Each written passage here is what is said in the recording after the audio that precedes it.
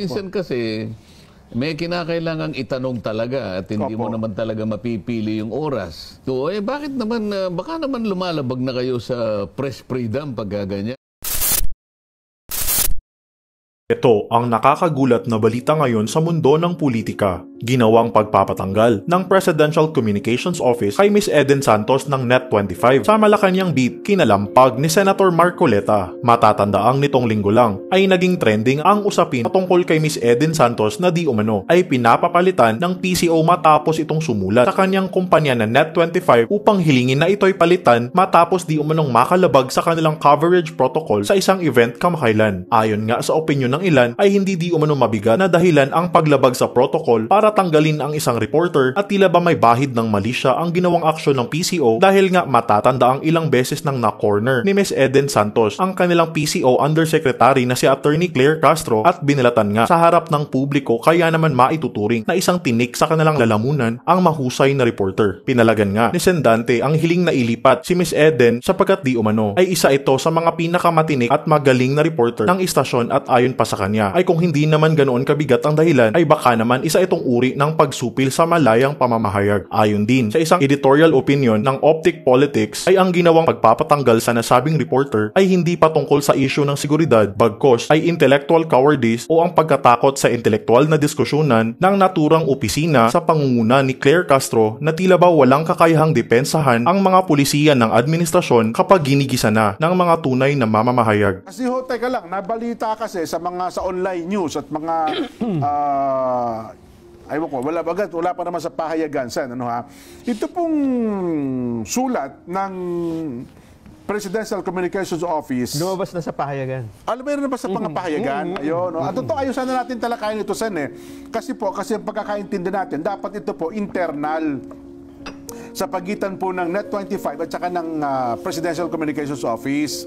Sumunat po kasi sila sa atin hong Chief of Reporters na hinihiling na ang ating reporter sa Malacanang na si Ate Eden Suarez Santos ay mailipat daw po ng ibang beat assignments, Sen. Bakit daw?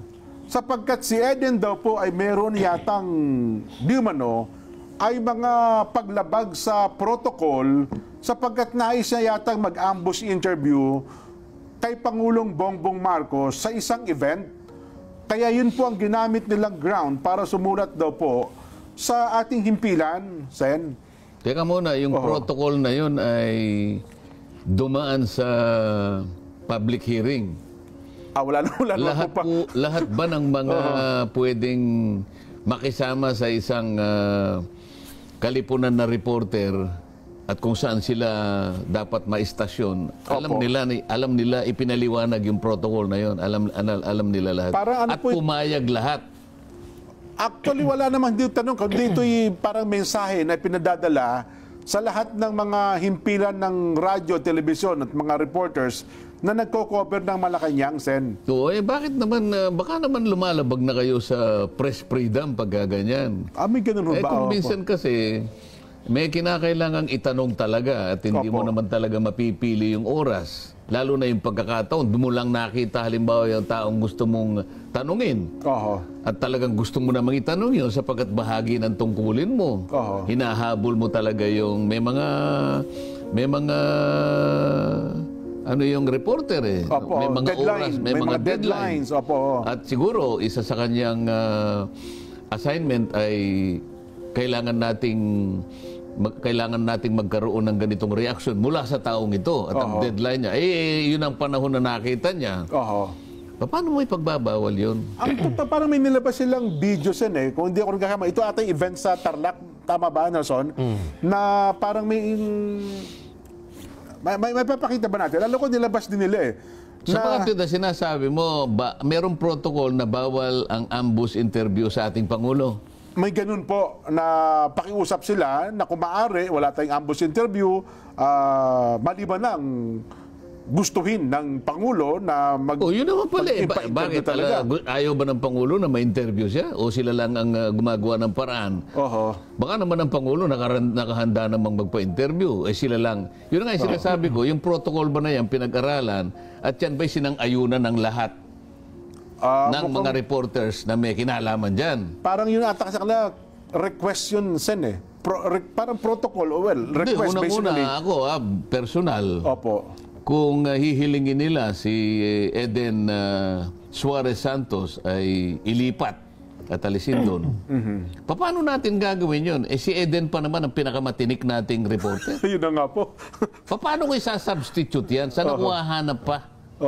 Napakahirap namang kumuha ng reporter. Alam mo naman ang reporter natin, taon na. Taon na ang kanilang training dito. Hindi naman ganun kadali na basta ka na lang maglipat.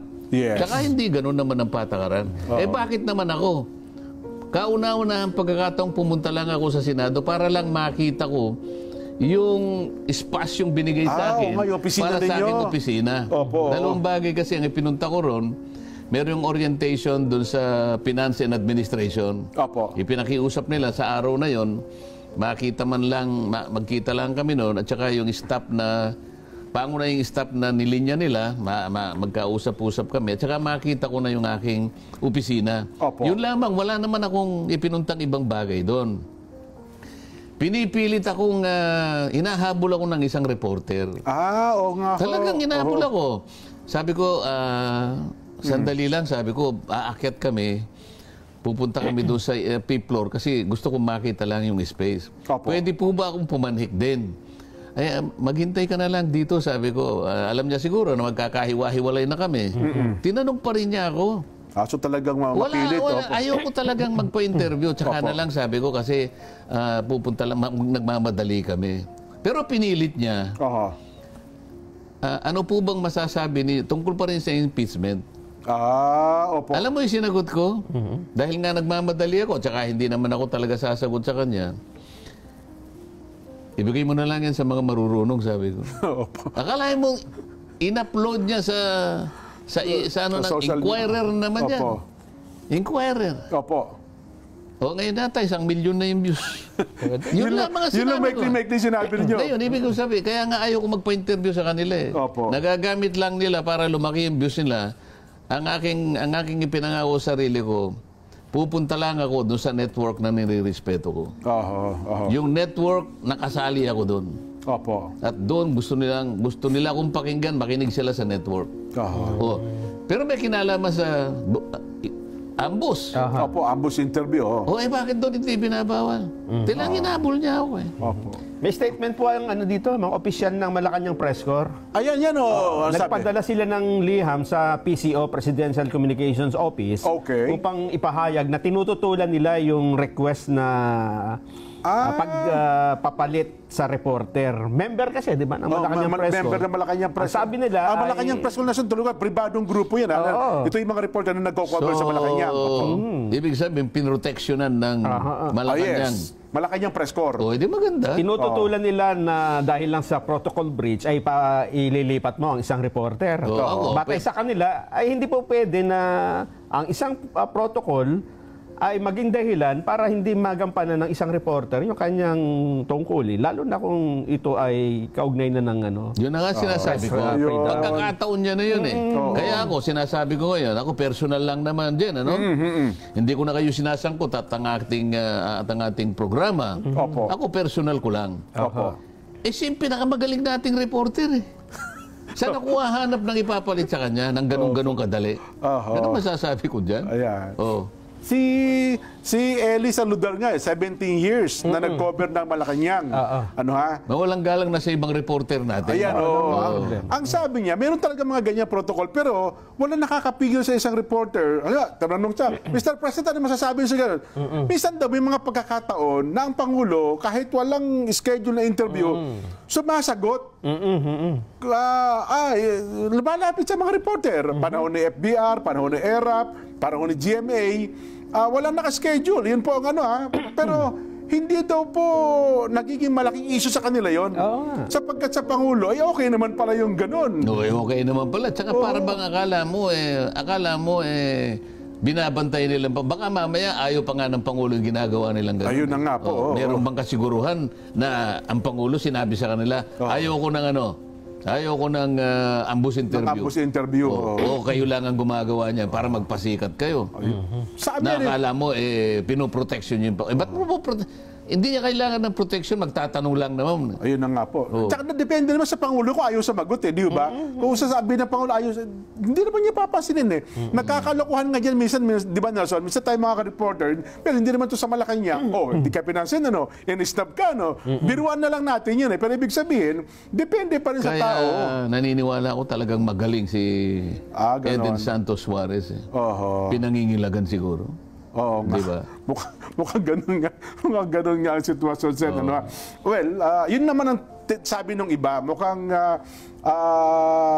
baka daw nagiging tinik ata sa mga nandiyan sa Malacanang ang Ate Eden. Pero anyway, ang ating lang Talagang punto... magiging tinik, dahil matinik. Bayaan mo na yan, ang point lang natin dito, Sen, ang atin pong tanong dito, ang atin pong gusto iparating sa kanila, ang akala kasi natin, internal ito, sa pagitan po ng PCO at saka ng net, ng news. Pero ang problema, nilabas kasi nila sa news Yun ang mali nila. Yun, kaya Sila ang wala sa protocol. Oo. Di ba? yun. Yun po ang naging nangyari doon. Kasi kung hindi naman po nila nilabas sa mga news po ito, hindi naman sana natin i-discuss. Kasi nga, alam natin, internal sa pagitan po ng Malacanang na PCO at saka ng Net25 News ang usaping ito. Sa akin naman, yung ganito mga usapin, hindi to kailanman magiging internal Yun na nga. Dahil may kasangkot ding press corps Well. puro reporter. Mapipigilan mo ba lahat niya na... Hindi, ang point lang ata doon, hindi naman ata nila pinaalam din sa press corps, Malacanang press corps, na sumulat sila sa Net25. Malalaman at malalaman yun. Well, Jen. yun na Kaya nga nga po. sila naging reporter. Diba? Yan, Nandyan na yan. Oho. Ang problema yan, Jen, halimbawa, pinalitan mo, di ba? Oo.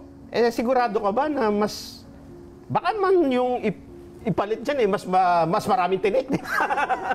Plano ata ako yata. At saka parang wala sa hulog yung ganun Bakit? Ba't ka namimili, di ba? Ano ba problema? Yun na nga po. Di ba? Kapag pinadala natin ang isang reporter natin, andun ang tiwala natin. Bakit kayo ang magsasabi na palitan namin? Ayan. Di ba? Kami. Dapat yung nagpadala, yun ang merong discretion na palitan kung saan na siya gustong ilagay. Yan. Hindi kayo ang magpapalit. Totoo. Kahit suggestion lang, parang hindi tama. Hindi pa rin tama. Tama po. Anyway, binabati lang natin pala ang kasani Korea Ayun. at ang ate Sino Rochelle. Taga ano po ito? Amerika. Opo. San Diego, California. San Diego, California. Opo. Kasi po, Ate Rose. ang Mami Rose. ang kanya pong asawa ay si Mami Rose. Korea. Nagpadala po kasi ng Ginataang bilo-bilo. at saka Biko. At saka biko dito sa ating Bakit? palating tuna. Meron bang bilo-bilo sa Amerika? Ayan sinasabi namin sa inyo. Nakamotorsiklo pa. Nakamotorsiklo pa. Kaya pinasasalamatan natin. At ang kanya namang pamangkin natin na si Ate Rochelle Gomez dito po sa ating bansa. Salamat po ng marami at sana ay huwag kayong magsawa. Napakasarap po nung bilo-bilo at saka nung suman na pinadala po ninyo sa amin.